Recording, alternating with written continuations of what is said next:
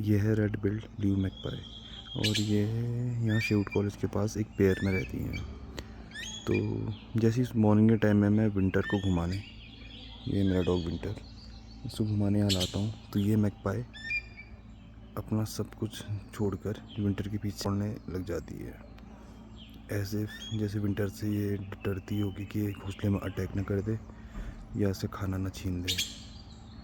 ये देखिए अब यहाँ पर को आ गई है, जहाँ जहाँ विंटर जाएगी उसके पीछे आ जाती है। अभी तो एक है, थोड़ी देर में भी दूसरा भी आएगा।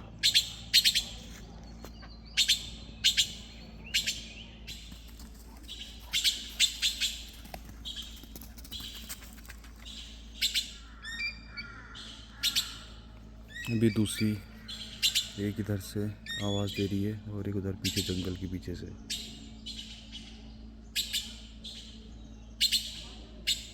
ये